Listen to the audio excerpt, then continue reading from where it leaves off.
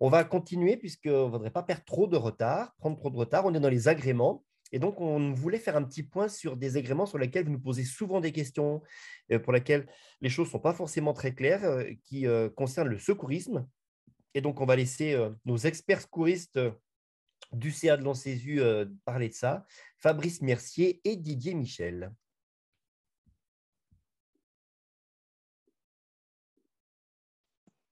Allô, il y a quelqu'un dans le micro? On ne t'entend pas, Fabrice.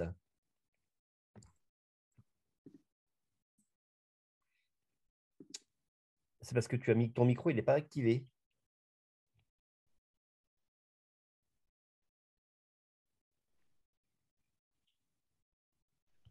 On vous a mis l'adresse du secrétariat pour que vous puissiez la reprendre là dans le chat. Oui, ça doit être bon, là, je pense. Là, c'est bon. Allez, à toi, Fabrice. Donc, bonjour à tous. Donc, on voulait faire un petit point sur les formations de sécurité civile, là où vraiment, il y a beaucoup de choses à voir. Donc, on est toujours disponible avec Didier Michel qui va prendre la parole tout à l'heure et donc moi, Fabrice Mercier. Donc, si vous avez des questions, n'hésitez pas toute l'année à nous les poser parce que c'est vrai qu'il y a des changements réguliers. Donc, on voulait déjà voir avec vous pour quelle formation on peut être habilité. Donc, c'est la DGS qui va nous habiliter, donc on le verra sur la diapo suivante, mais surtout pour quelle formation. Donc, on a la prévention et secours civique de niveau 1, donc c'est tout ce qui est PSC. On a aussi tout ce qui est pédagogie appliquée à l'emploi de formateurs au premier secours, associé ou non à de la pédagogie initiale et commune de formateurs. Donc là, ça concerne tout ce qui est PAE, PS plus PLIC-F. La deuxième qui concerne tout ce qui est prévention et secours civique, donc les formateurs de PSC1. Et donc les formateurs, les formations aussi que peuvent donner les formateurs PSE1, PSE2, donc là, les premiers secours en équipe niveau 1 et les premiers secours en équipe niveau 2. Donc c'est des formations sur lesquelles nous sommes obligés de demander donc l'habilitation à la DGS qui après demandera au ministère de l'Intérieur. Donc, ce qu'il faut savoir, c'est que la DGS, donc la Direction générale de la santé, en tant que direction d'administration centrale, c'est elle qui est détentrice pour la santé de l'agrément concernant les formations de sécurité civile. Donc, vous avez dû recevoir une demande par rapport à l'agrément, donc début 2022. Et donc, les demandes étaient envoyées à la DGS donc avant le 15 février 2022 pour une habilitation qui dure 2 ans. Donc, les différents organismes qui dépendent donc de la DGS, pour obtenir cette habilitation, donc on devait obtenir un certificat de conditions d'exercice CCE, dont la durée de validité est de 2 ans. Donc, pour obtenir ce certificat, donc il y avait une déclaration auprès de la DGS, donc en tant qu'organisme qui effectuait déjà des formations de sécurité civile ou qui voulait en donner. Donc, il y avait un dossier à remplir et à renvoyer, donc comme je vous ai dit avant mi-février. Et donc, après vérification de la conformité du dossier, la DGS habilite le CESU concerné pour une durée de 2 ans. Dès que vous recevez cette habilitation donc, qui était envoyée par le docteur Philippe de la DGS, donc, il y avait une déclaration en préfecture à faire donc, par rapport aux formations auxquelles vous avez demandé, lesquelles, donc on va voir avec Didier après sur la diapo suivante, les formations que vous pouvez demander et comment il faut remplir ce dossier. Ok, tu peux passer la suivante. Ok, donc ce dossier d'habilitation qu'il faut remplir, c'est un tableur, hein, c'est un tableur Excel sur lequel on vous demande les personnels ressources, les matériels, comme un dossier d'agrément pour toutes ces formations en sécurité civile. Il est à renvoyer à Jean-Marc Philippe, donc qui est à la DGS, et il répond relativement vite sur l'agrément. Donc ça, c'est la première option. Si vous ne voulez pas faire de formation en sécurité civile, il y a un formulaire de renoncement, c'est le diapo d'après. Tu peux passer, Fabrice, ouais. Donc, qui est aussi à renvoyer à Jean-Marc Philippe, auquel vous vous prononcez sur le renoncement à ces formations de sécurité civile. Alors, peut-être qu'une question viendra sur est-ce qu'il faut déclarer les formations en préfecture. Il était marqué dans le premier agrément de la DGS qui était de 2008 que oui, les formations étaient à il fallait informer la préfecture de ces formations. On ne l'a pas retrouvé en 2013, sur l'arrêté de 2013. On a posé la question, on n'a pas encore la réponse. Donc, dès qu'on aura la réponse, je pense qu'on vous la donnera de façon formelle. En attendant, je pense que si vous avez l'habitude de déclarer, continuez à déclarer.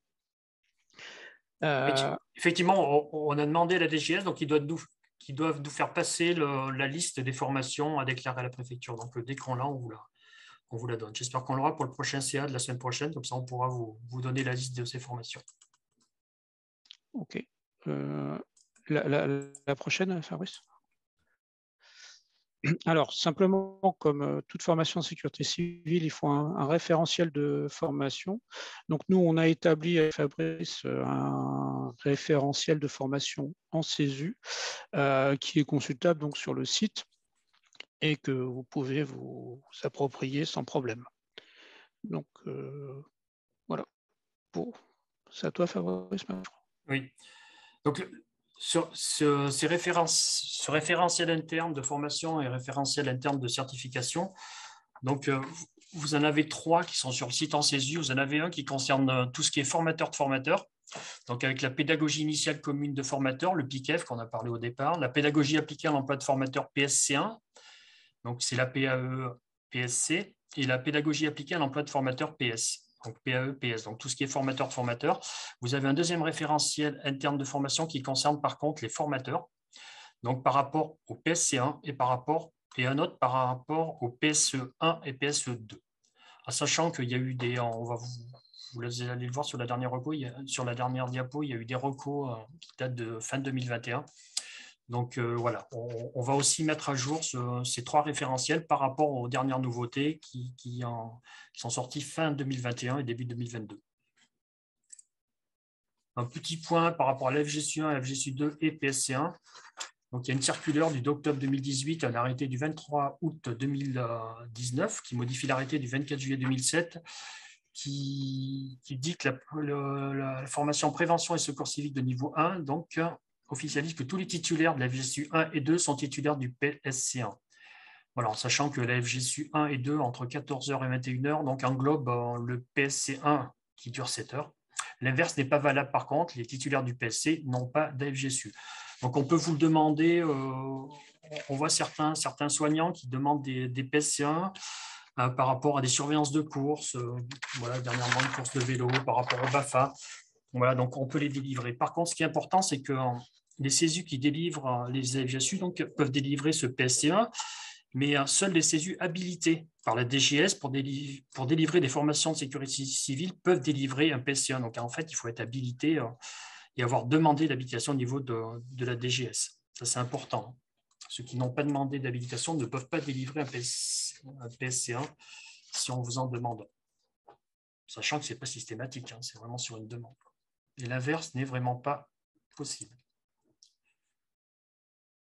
Comme on vous disait avec Didier, donc il y a 2 référentiels, deux référentiels où il y a des nouvelles recommandations. Donc le référentiel concernant les recommandations PSC1, fin 2021, et le référentiel concernant les recommandations relatives aux premiers secours. Donc c'est une édition de décembre 2021 avec quelques nouveautés, voilà, si vous vous enseignez.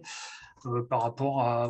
il y a juste des termes qui ont été changés, comme le gaz qui passe à respiration agonique, quelques petits changements au niveau hémorragie, brûlure. Voilà, pour le PSC1, mais qui est vraiment... Voilà, c'est vraiment une formation grand public, donc voilà, c'est parce qu'on l'utilise tous les jours. Et le PSC, donc avec des petits changements sur les plaies, trauma dentaires, sur les intox aux opiacés. Voilà. Il y a quelques petits changements, on verra, on vous les mettra peut-être sur le site aussi. Voilà, discuter avec le CA de l'ANSESU. Ouais, je vous remercie. Didier, c'était bon pour toi? Ouais, c'est bon pour moi, ouais. J'ai dû couper ma vidéo parce que sinon ça ne passait plus. Voilà. Il y a des questions. Donc, il y a un CESU qui dit, si je comprends bien... Oups, attendez, j'ai perdu mon truc. Si je comprends bien, si nous sommes agréés pour 5 ans, il faut également faire une demande d'habilitation à la DGS pour réaliser des formations de sécurité civile, point d'interrogation. Sinon, nous ne pouvons pas réaliser ce type de formation. Oui, tout à fait. Oui. C'est ça. Ouais, c'est tous les 2 ans. Donc là, c'était 2022-2024. Et donc, normalement, Jean-Marc Philippe avait envoyé une demande à tous les CESU, donc avec une date limite pour demander ces différentes formations. Là, c'est la même chose, hein, pour éviter d'abreuver entre guillemets tout le monde. Si vous avez ces demandes, ces difficultés ou si vous n'avez pas été sollicité, repassez par le secrétariat de l'ONCESU et puis on vous mettra en contact directement avec Jean-Marc Philippe. On vous fera passer les documents à remplir pour pouvoir les faire, même si maintenant on a passé un peu la date, mais bon, il y a toujours quelques exceptions. Donc voilà. Et puis une autre question sur un CESU qui s'interroge sur les sources scientifiques et la bibliographie des formations du ministère de l'Intérieur qui sont inexistantes dans les référentiels. Les connaissez-vous? Alors, comment répondre à cette question? Mhm. On est tous à s'interroger et que probablement le ministère de l'Intérieur a des références scientifiques qui sont bien loin des références scientifiques des soignants que nous sommes. Voilà comment je vais répondre à ça. Et bien entendu, conservons nos références scientifiques des soignants que nous sommes, ne changeons rien et regardons avec un œil particulier ces références inexistantes de nos collègues formateurs et de nos collègues secouristes. Voilà comment je vais répondre à ça. Voilà, ça répond tout à fait à la question suivante qui parlait de la PLS, donc on ne reviendra pas dessus. Et puis une autre question qui dit, du coup, si on ne peut pas délivrer des PSC, est-ce qu'on peut écrire quelque part sur la FGSU que ça vaut l'équivalence d'un PSC1 au niveau du texte de loi? C'est déjà écrit dans le texte de loi. En fait, il faut faire connaître aux gens qui veulent un PSC1 le texte de loi pour qu'ils puissent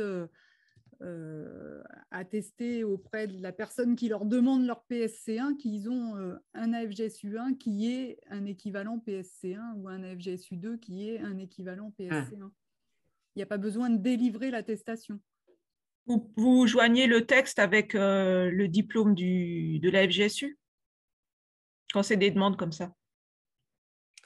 La réponse pour la Corse, c'est non. La question était, peut-on délivrer des FGSU niveau 1 ou PSC1 aux adolescents de 15-16 ans? Donc moi, je réponds sur le versant AFGSU niveau 1. Je rappelle qu'on reste dans le texte. Un AFGSU niveau 1 est un diplôme qui est délivré à un non-soignant qui travaille dans un établissement de santé ou dans un établissement médico-social. Donc, si vous avez un adolescent de 15-16 ans qui est embauché dans ce centre et qui rentre dans ces critères, oui, mais alors j'en connais peu. Donc, par équivalent, enfin, on ne peut pas délivrer des FGSU niveau 1 à ce genre de personnes. Par contre, le PSC1, mais dans le cadre pur du secourisme, peut être délivré pour les adolescents au-delà de 16 ans. Donc, ça, ce sera possible, mais pas dans le cadre et via la FGSU niveau 1. Une autre question, est-ce que pour délivrer des PSC1, il faut forcément avoir des formateurs PSC1 dans les CESU? C'est oui. Oui. Oui. Et la question de Luc, écoute, Luc Baudelot du SAMU 35, dont on parlera à la fin du webinaire, le SAMU 35. Est-ce qu'il y a une norme pour la numérotation des diplômes AFGSU niveau 1 et niveau 2? La réponse est oui. C'est une norme qu'on avait fait passer il y a de nombreuses années, qui devrait être respectée par tous les CESU de France. Mais comme on sait que ce n'est pas le cas pour certains CESU, on le voit sur le bilan, on le voit de temps en temps, cela fait plusieurs CA qu'on discute de ça. Il nous reste juste une question à trancher en conseil d'administration et on aura une nouvelle numérotation de diplôme qui ne variera pas beaucoup des anciennes et qui sera mise en application au 1er janvier 2023. On laisse finir l'année comme ça. Et donc, au 1er janvier 2023, il y aura une nouvelle application, une nouvelle numérotation. Elle sera annoncée à la journée de Chambéry au mois de décembre. On en parlera un petit peu certainement avant. Et pour qu'on puisse, encore une fois, avoir tous nos diplômes AFGSU de France et qu'ils soient faits de la même façon. Donc, on rediscutera de ça à la fin de l'année pour pouvoir avoir cette numérotation commune en 2023. Donc, Gaëlle, tu viens de dévoiler ce que je devais présenter, mais ce n'est pas grave. On va passer à la présentation suivante. Il reste une question. Il reste une question. Je n'avais pas mis mon micro, désolé. Pour le niveau 1, il semble qu'il soit demandé pour être embauché comme brancardier. Donc, pour des personnes non embauchées dans les établissements médico-sociaux, doit-on accepter leur inscription? Il semble qu'il soit demandé pour être embauché. On parle du PSC ou de la FGSU Je niveau pense 1? que c'est de la FGSU1. Non, Oui, c'est alors, de la FGSU1. Le c'est brancardiste, l'inverse. C'est l'inverse qui est fait, c'est-à-dire qu'il n'est pas exigé pour être embauché, mais quand les gens sont embauchés, on leur fait passer rapidement. C'est surtout ça, c'est-à-dire qu'on le dit, enfin, entre guillemets, la formation de brancardier, voilà.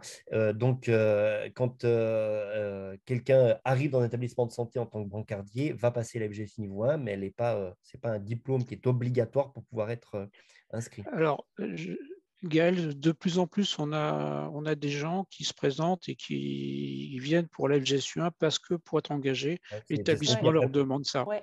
Via Pôle emploi, c'est ça aussi. Ouais. C'est ce que c'était. Alors, via Pôle emploi, ouais. Donc, nous, ce qu'on fait, c'est que s'ils ont on leur demande de l'engagement et on les forme à la FGSU1. Ouais, c'est ça. Ouais, c'est ça. Ouais. C'est parce que ça rentre dans le cadre de l'embauche et que ça rentre dans le cadre, entre guillemets, des papiers à fournir pour pouvoir être embauché. Mais il faut qu'ils puissent avoir Exactement. derrière un établissement qui soit sûr de l'embaucher. En tout cas, ce n'est pas un diplôme qu'on délivre comme ça pour quelqu'un qui peut-être un jour, dans 5 ans, voudrait être brancardier. Donc, à la réponse à Marie-Laure, à tout ce qu'on vient de dire, c'est oui.